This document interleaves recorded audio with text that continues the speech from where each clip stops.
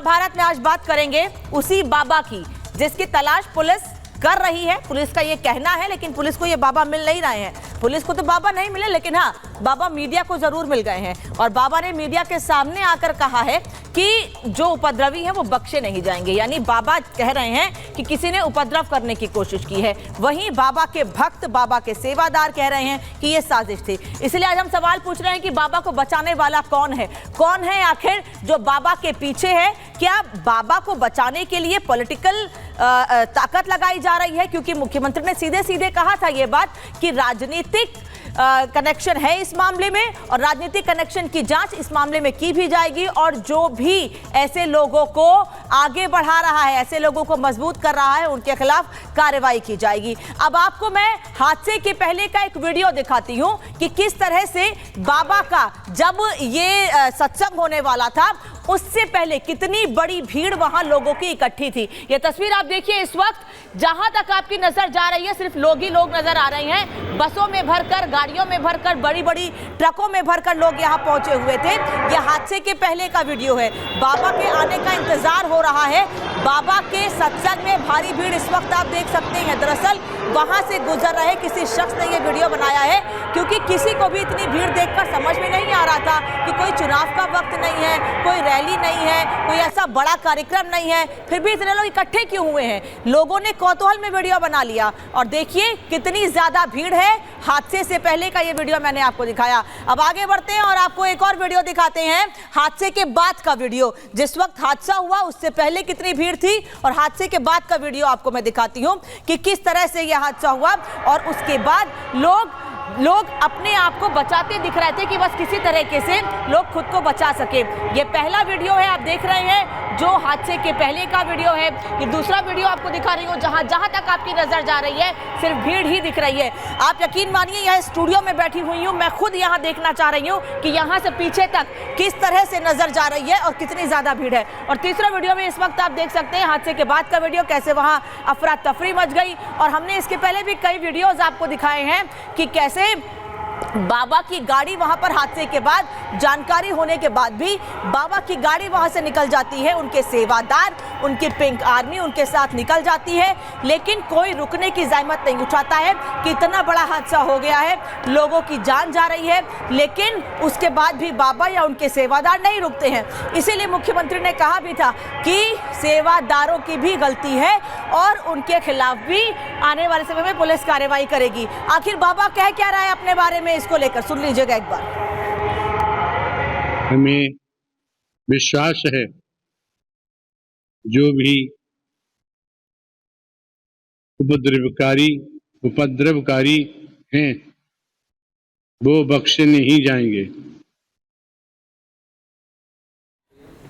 तो बाबा कह रहे हैं जो भी दोषी होगा बख्शे नहीं जाएंगे। बाबा खुद को भगवान कहते हैं। बाबा जो है न्याय प्रक्रिया को भी अपने हाथ में लेने की कोशिश कर रहे हैं। कह रहे हैं जो भी दोषी होगा बख्शा नहीं जाएगा। अब आपको बताते हैं कि इस मामले पर राजनीति कैसे हो रही है और सवाल क्यों उठ रहे हैं। अखिलेश यादव कह रहे हैं कि नाकामी छिपाने के लिए छोटी मोटी गिरफ्तारियां की जा रही हैं, जिस पर सवाल ये उठ रहा है, अखिलेश यादव के इस बयान पर सवाल उठ रहा है कि आरोपी पर बोलेंगे और बाबा का नाम क्यों नहीं लेते हैं। जिन लोगों को गिरफ्तार किया गया है अखिलेश उस पर सवाल खड़े कर रहे हैं, लेकिन बाबा का नाम नहीं ले रहे हैं। सीधे सीधे राजनीतिक दल वोट बैंक की राजनीति कर रहे हैं। क्यों? क्योंकि मायावती भी कुछ यही इशारा सोशल मीडिया पर करती दिखी है। वो ये कह रहे हैं कि पाखंडी बाबाओं के बजाय लोग बसपा से जुड़े। सोशल मीडिया पर लंबा चौड़ा पोस्ट किया है मायावती ने, और वो कह रही हैं कि लोग पाखंडियों को छोड़ दें और बसपा से जुड़े। इसीलिए सवाल ये उठ रहा है कि मायावती वोट बैंक पर मायावती की नजर है। हादसे का डर दिखाकर मायावती वोट बैंक पर नजर रखे हुए हैं और कोशिश कर रही हैं कि जो लोग बाबा के साथ थे, क्योंकि बाबा के भक्त या बाबा की भीड़ किस वर्ग से आती है यह हम लगातार आपको बता रहे हैं। इसीलिए मायावती ये कोशिश कर रही हैं कि वो उनको वोट बैंक उनका हासिल हो जाए, इसीलिए वो वोट बैंक की राजनीति कर रही हैं। राहुल गांधी भी हादसे पर सवाल खड़े कर रहे हैं और कह रहे हैं कि प्रशासन की कमी, लापरवाही से हादसा हुआ है। हालांकि हादसे पर सवाल हर कोई पूछ रहा है, लेकिन राहुल गांधी राजनीति कर रहे हैं और प्रशासन को जिम्मेदार ठहरा रहे हैं। हालांकि सवाल हम भी प्रशासन से पूछ रहे हैं, लेकिन गिरफ्तारियों पर सवाल क्यों हो रहे हैं आज ये जानने की कोशिश करेंगे। और सवाल राहुल गांधी के बयान पर यह कि सिस्टम को जिम्मेदार ठहराया है, लेकिन उसके बाद राहुल गांधी भी बाबा पर चुप हैं। राहुल गांधी भी बाबा का नाम नहीं ले रहे हैं। अखिलेश यादव ने बोला, राहुल गांधी ने बोला, प्रशासन पर सवाल उठाया, गिरफ्तारी पर सवाल उठाए, लेकिन बाबा का नाम किसी ने नहीं लिया। हाँ, मायावती कह रही हैं पाखंडियों से दूर रहिए। उत्तर प्रदेश के मुख्यमंत्री योगी आदित्यनाथ कह रहे हैं सियासी कनेक्शन भी है जिसकी जांच की जाएगी और दोषी बख्शे नहीं जाएंगे। लेकिन मुख्यमंत्री के बयान के बाद पुलिस प्रशासन से सवाल है। पुलिस प्रशासन से सवाल यह है कि सूरजपाल मीडिया को तो मिल जा रहा है, लेकिन पुलिस उसको ढूंढ नहीं पा रही है। मीडिया को बुलाकर बाकायदा बयान दे रहा है बाबा और कह रहा है कि उपद्रवियों को बख्शा नहीं जाएगा, लेकिन हाथरस की पुलिस हाथ पर हाथ धरे बैठी है। हाथरस की पुलिस को अभी तक बाबा के बारे में कोई जानकारी नहीं लग पाई है। वहीं दूसरी ओर कहा जा रहा है कोई मामला ही दर्ज नहीं हुआ है, बाबा को गिरफ्तार कैसे करें। अब आपको रिपोर्ट दिखाते हैं कि कैसे इस पूरे मामले में सियासत हो रही है। और आज सवाल इसलिए क्यों पूछ रहे हैं हम कि आखिर बाबा को बचाने के लिए लगातार राजनीति, और उस राजनीति का शिकार आम लोग हो रहे हैं जिनकी जान गई है 121 लोगों की। वो लगातार इंसाफ की मांग कर रहे हैं। रिपोर्ट देखिए।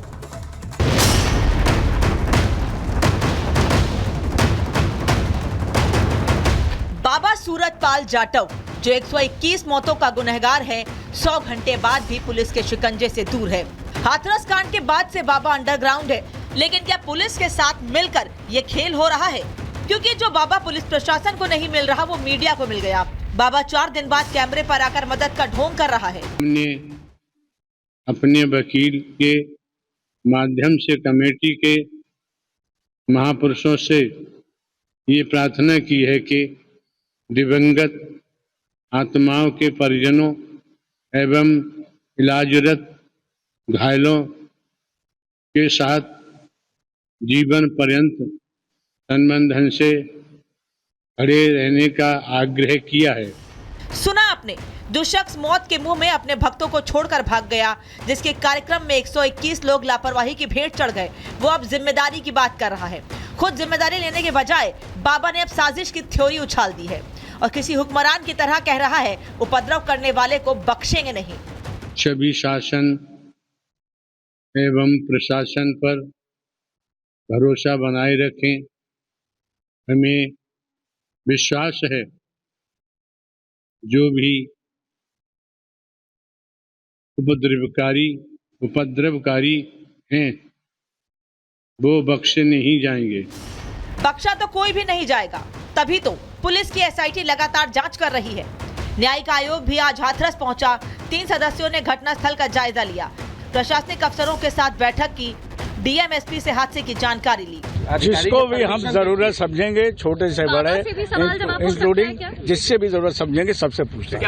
जांच के तार बाबा तक जुड़ेंगे, लेकिन उसका सबसे अहम सिरा है बाबा का खास सेवादार और हाथरस कांड का मुख्य आरोपी देव प्रकाश मधुकर, जिसे पुलिस दिल्ली से दबोचकर हाथरस ले आई है। मधुकर को कोर्ट में पेश करने से पहले मेडिकल कराया गया। पुलिस अब सियासी कनेक्शन से लेकर फंड की जांच की तैयारी में है।